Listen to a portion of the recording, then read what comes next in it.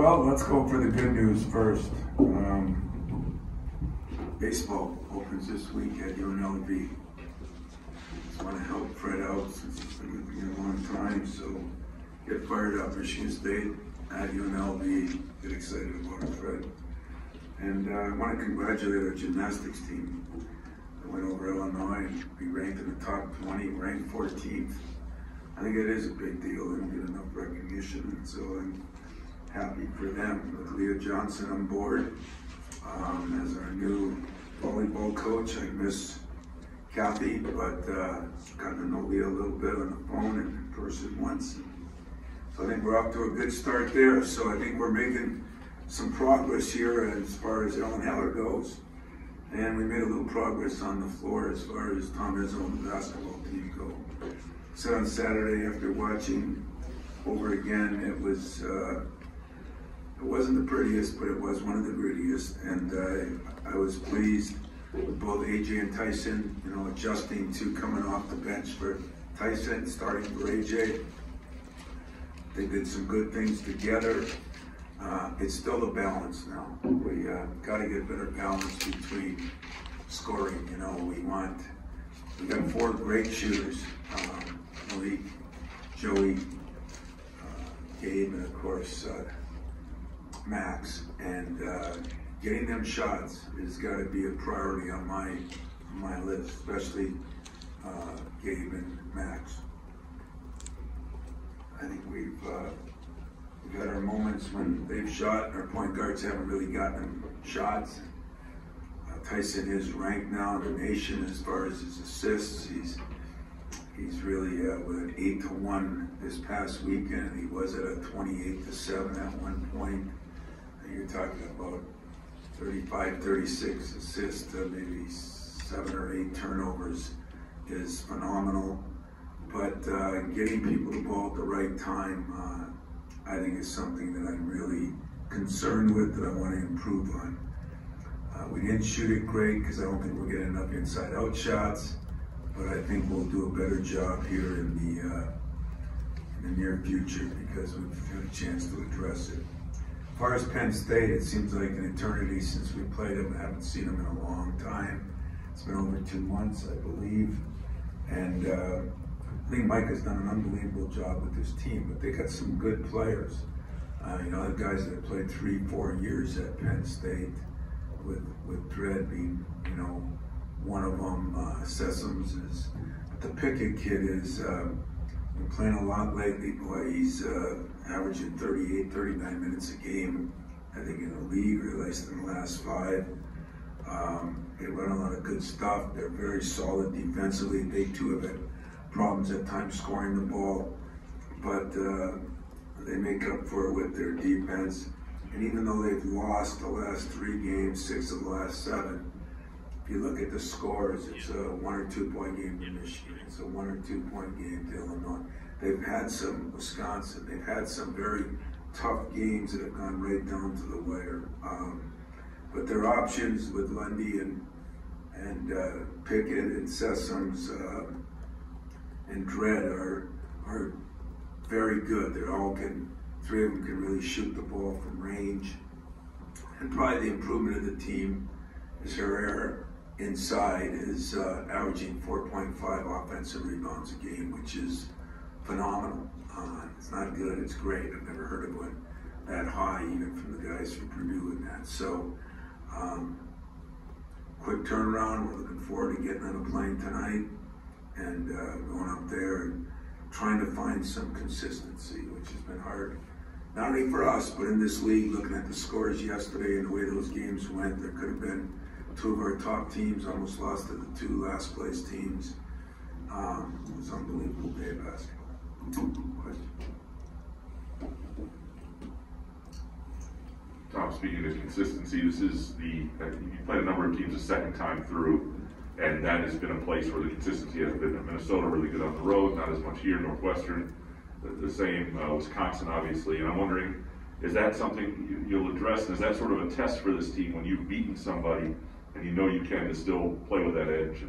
Yeah, we've talked about that a lot lately. We talked about playing good and then bouncing back, whether it's for the second time or not. You know, it seems like a lot of people have had trouble, including us, of playing a good game, then not playing as well. And it frustrates me, it frustrates my staff. I'm sure it frustrates the players, but this will be a good opportunity to see if we can turn that around and play pretty good at home. I don't look at when we played them, I don't think anybody looks at them as the same team, but sometimes you do look at records. And if you look at the games they played or you watch film on those records mean nothing. So, yeah, I'm anxious to see if we're maturing, if we can do a better job of consistently staying consistent. Tom, I know you talk about consistency a lot. We've heard that word quite a bit this season from you. But as far as, or in terms of identity, what is the identity of this team, and have they struggled to really kind of find one and lock in on it? Yeah. As I said, I'm not trying to make excuses. I think everybody has. I've never seen a season like this. When I look at UCLA, I look at teams, even Baylor, teams that we played or that I respect a lot for one reason, you know, is your defense, your identity, is your rebounding. Is, you know, it's our identity. We're one hell of a free throw shooting team. I mean, we are, if we can get fouled, we're in business. We've really shot well from the line. I still think our defense is our identity. I still think our running game is, because it had been for most of the season. The last 5 or 6 games, I think, you know, it's left us a little bit, and that's what we're trying to recapture. So, you know, identity has to be our defense, but at the same time, it hasn't consistently been, and that's what we're trying to get back. Tom, you talked about gritty, not pretty, that win over Indiana over the weekend. Did you maybe kind of notice an increase in your players' mental toughness on the floor? And moving forward, how do you kind of find that happy medium of the mental toughness while also not having that turn into disciplinary issues? Yeah, you know, I wish I knew more on some of what happened. Both ways. I mean, I think both teams played a lot more physical. I thought our fans were more physical. I thought our coaches were more physical. I thought we did some good things in that respect. But I'm not into trash talk, and I'm not into all that crap. And so yeah, there's a happy medium with everything. It's like you guys asked me last week, how do you get tougher? How do you get in better shape when you're supposed to be winding down? All those things are issues. And I addressed it with my team, you know. And AJ's second one, you know, I give my right and left arm to either have a mic on them or see it, because I did not see what transpired or what was allegedly, I don't know. I mean, I guess I don't see that. And if we're to that point, it's like celebrations in football. You know, let's not try to have a game that's exciting and fans can get into it, players get into it. Demeaning somebody or showing somebody up will not be tolerated by me either. But the heat of the battle, there's things that are going to happen, and I wish I knew. I probably should talk to Mike and see if he can lend some things to me. But there was a lot of trash talk in both ways, and you know, we're not going to settle for that either. The team found a lot of success in the first matchup against Penn State. In transition, do you see tomorrow as an opportunity to try to get the transition offense rolling again, or do you think Penn State's kind of made those adjustments to shore? Well, I think they made some adjustments. That's why teams aren't scoring a lot of points against them either. And I think Mike has done a good job of, you know, I mean, now he's been through the league. Not that he hadn't been involved in the league before, but he's been through the league and he has a better understanding. But it was so long ago, I don't, you know, 2.5 months, I just don't know what you get out of thinking, have we changed? Can we do this? Is that a team we can do that against? They're playing some different guys, a little more minutes than they were. So I hope we can get a running game going, but I don't think it has anything to do with Penn State as far as, because we did it against them last time. It was just too long ago, and they're too different now, and And we're different now, to be honest with you. I want to pick on a freshman, but Max Christie spoiled us with the way he came out of the gate. The way he played the Bahamas first 10, 12 games. Has he hit the freshman wall? Or I know how much you like this game, but does that happen, or are they defending him differently, or why isn't he quite as effective as he was? Well, I think part of it is us. And I've addressed my point guards with it, I've addressed my staff with it, and I've looked in the mirror. Just met with Max today. I mean, Max has done everything I've asked him to do. Has he hit a wall a little bit? 100%. Because he came off Christmas, got COVID, lost a little weight for a guy that doesn't need to lose any weight. Playing an exorbitant amount of minutes, I think more than any freshman that I know in a long time. And I think, we ask him to do a lot defensively. I think it's hurt a little bit, but he's not running that lane as hard. I think teams are guarding him different. You watch the Indiana game, wherever he was, they had a guy on him.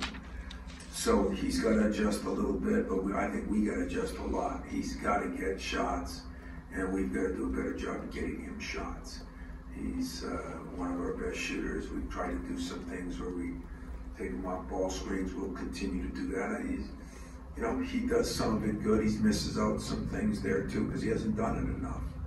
But for a freshman to be playing the amount of minutes he has to do as good a job defensively as he has, we need to reward him and almost thank him and get him some more shots. So him and Gabe, that is going to be a factor here moving forward. Have to get more opportunities and be some on them. How do they come off ball screens? Are they coming out tight? Are they setting their ball up good? Are they getting to the offensive glass and getting some opportunities there? Max is getting to the free throw line. That's been encouraging. But I'd say it's been a little bit of hitting a wall. I'd say it's been a little bit of now he's at the front of the scouting report instead of the second page, and I think it's a little bit of us, meaning me, my staff, and my quarterbacks. We got to do a better job for both those guys. Tom, if you look at some of AJ's numbers, the advanced ones, as far as assists per minute, assists per made basket, he's pretty off the charts in some of that stuff. But do you see that, potential for him when you scouted him? How have you seen him kind of grow in his ball there? Well, now he's got to figure out when does he take it too deep, when does he finish, when is he taking a shot, when is he kicking it out. Because he has done a good job of that the last 5 or 6 games, and that's what we hope to build on, to be very honest with you. It's coming off now and being able to spray the ball a little bit more. Get Max and Gabe involved a little bit. Get our break going a little bit more. We're not pushing it with the same tenacity we were. And part of that is we're not defending quite as well, so we're not rebounding quite as well, so we're not running quite as well. So like everything else, we're trying to put it all together, and for a while we had our 4 men playing off the charts, and we got to get Mark back in there. We tried to go to him early in the game the other day, and then he gets in severe foul trouble along with Gabe. And then our wings were really good early, and then people started taking them away, and so we have to adjust on the fly too. But I think he's got to adjust. He thinks he can beat anybody anytime, and he can. A lot of times to get in there, it's what he does when he's in there now, and he's turning over a lot less. He's playing some of his better basketball. We, get him guarding on the ball. He's very good off the ball. We've got to make some improvements. But I'm pleased with the direction he's going. A couple more. You mentioned a few games ago, and they've been up and down since with the 2-point guards playing, the idea of trying to play them together here and there, and you've done that in stretches. And I'm wondering, when they have a game like that, and if you see it repeatedly, will we revisit that a little bit in terms of their different skill sets and what they can bring? Well, with Tyson shooting the ball like he did last game, but other than that, to be very honest with you, I'm starting to appreciate Jaden Akins a little bit more, and I'm starting to appreciate Pierre Brooks. Pierre Brooks is making some progress. Again, process has been a little slower, but he's hung in there and he's starting to make some progress. And So I don't know how much they'll play together. There could be some, but at the same time, I like the way all my perimeter guys are starting to come about. I just think we need to get those two guys more opportunities. And yet we kind of laugh because Jaden finds a way to get open and get shots. So I don't know if he's, his cuts are really good. And I think if I could take a few minutes off Max, it would probably help. And I don't want Gabe playing 13 minutes a game because he was in foul trouble. But we get those guys down in the high 20s, early 30s, and then get those other guys some. And if it works out that it's 2 point guards in there, it could work out. But remember, this was one of the first games that Tyson shot like he did. If that continues, there could be a lot of options. Tom, 3 of the 6 remaining games you have are against top 5 Big Ten teams.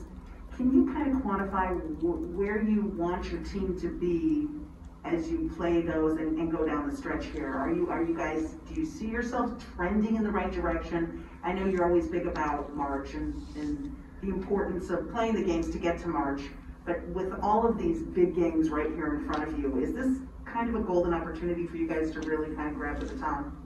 Well, it is.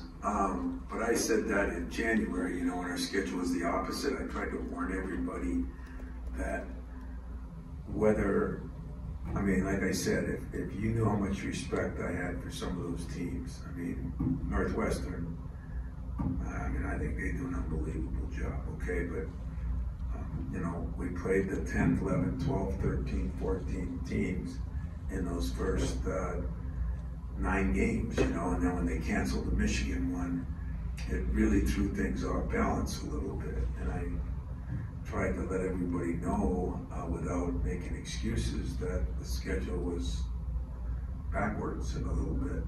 Really heavily. And what I got to make sure of, we have a good team. A good team doesn't necessarily beat some of those teams. Last year we came on at the end, our backs were against the wall. Some of those teams, it's COVID year, some of those teams that are, the championship had already been won. You beat a Michigan, Ohio State, and Illinois down the stretch. But Illinois and Purdue are really, really, really good teams. Okay, we got both them at home. They're top 5 in the country teams. Illinois had all those injuries and losses early. They're everybody's top. They got as good a chance to get to a Final Four as anybody. Ohio State is proving that, they too had some injuries early. They are a very good team. We play them on the road. And the X Factor games are games like Penn State, games like at Iowa. We act like Iowa. Iowa's got, I think, the leading scorer in the nation, don't they? And they turn you over. They got a guy that's in Buchanan that's been there since Judd started. So they got a lot of veterans. They've got some older transfers. There's not one easy game left. Now you're gonna say, well, that's coach speak. It's not coach speak. It's the way it is right now. And what I gotta make sure is if we get on a winning streak, we keep our head on, and if we get on a losing streak, we keep our head on. The goal is that we're in the hunt.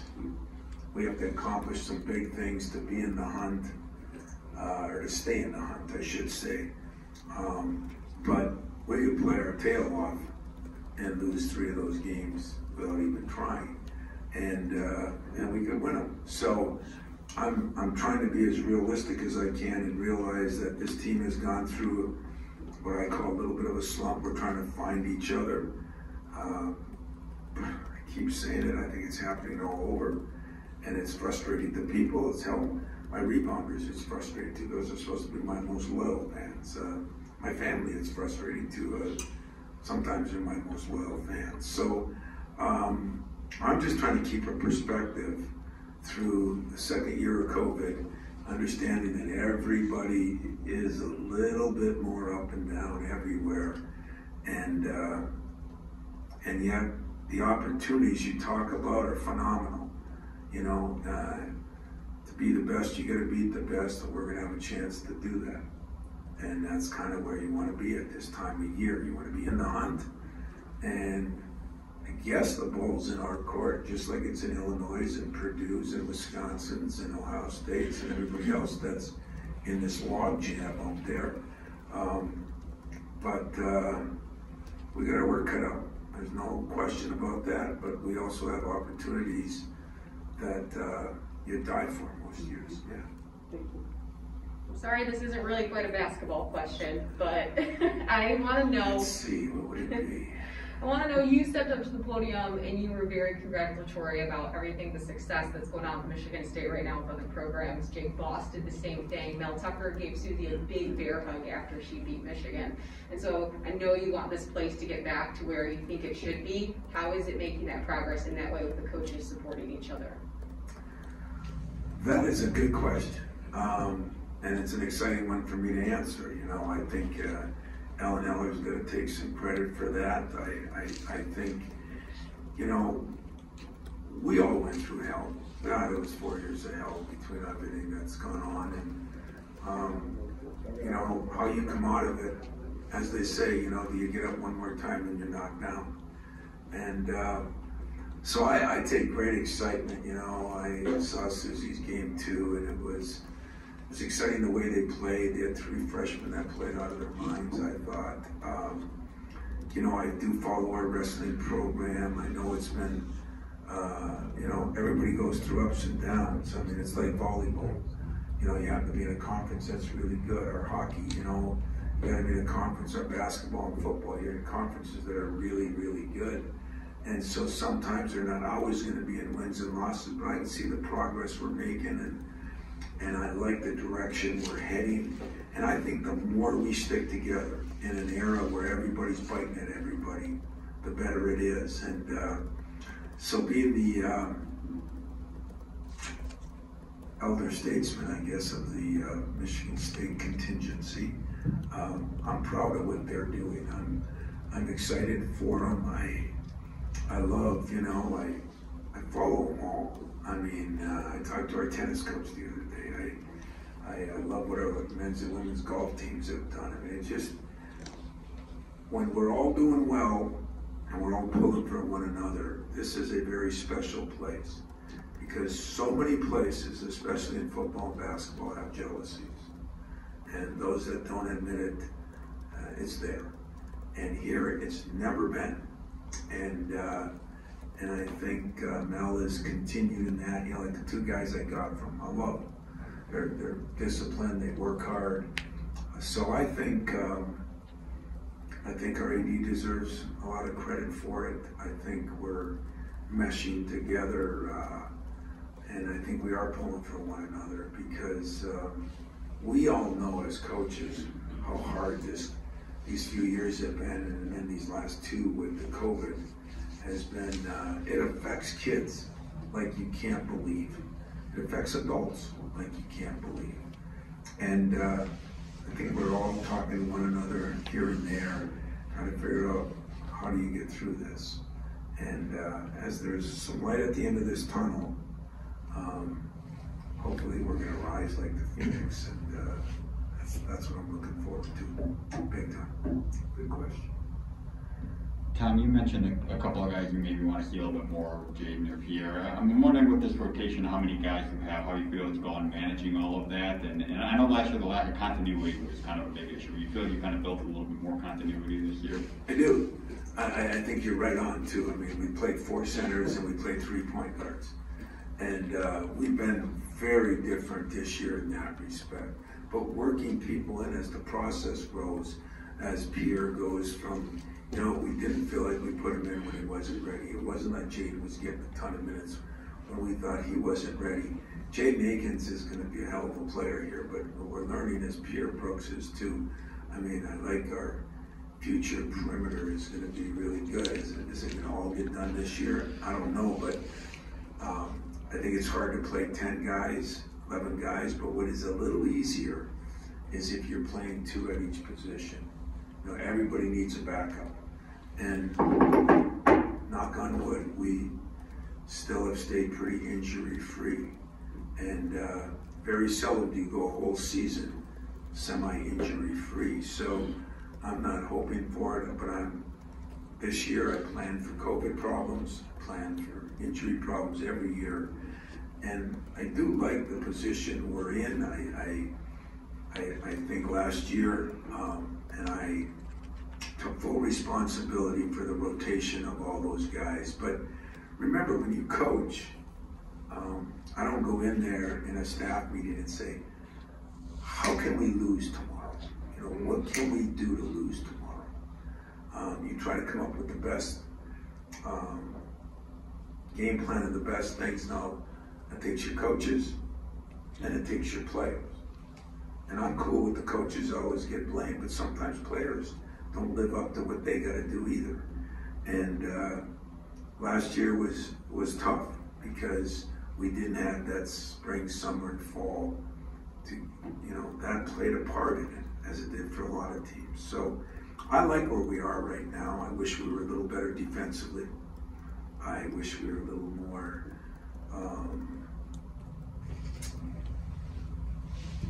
I don't know what the word is. I guess I was a little more efficient offensively. I wish we'd always turn the ball over less. But we are making some progress in doing things the way we need to do them. And now we got to hit the big, consistency word. And I think there's a lot of people searching for that right now, and the Spartans are one of them.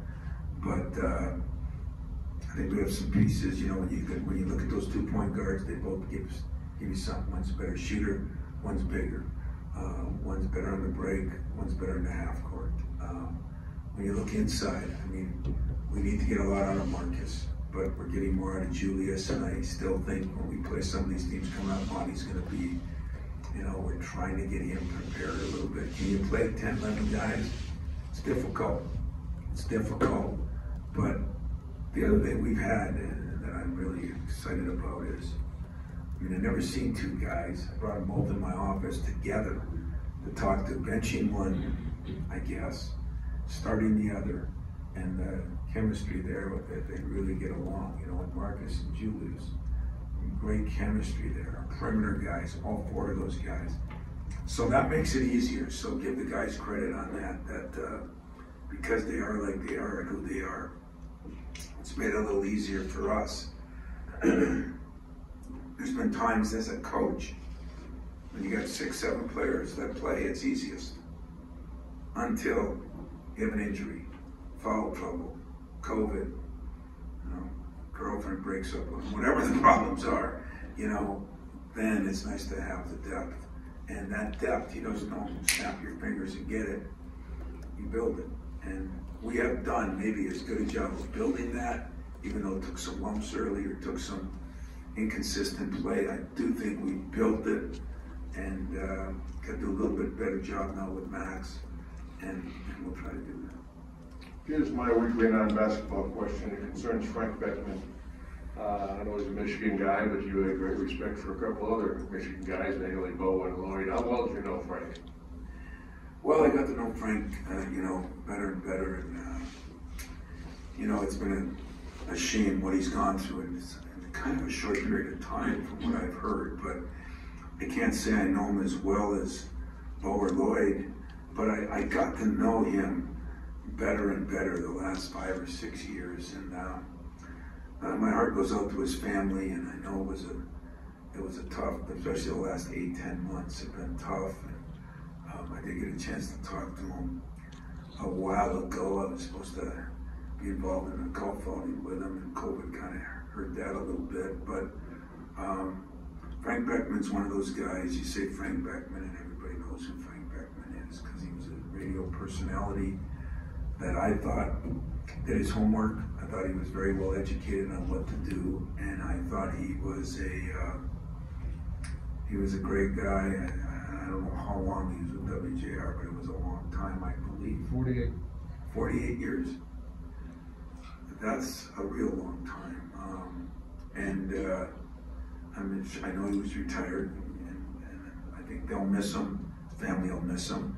But even guys like me will miss him. He had one of those voices that when you heard him on the radio, you knew who it was. And so I'll miss Frank Beckman, and my sympathy goes out to his family and all the people at JR. Anything else for Coach? Thanks, guys. Appreciate it. Thank you.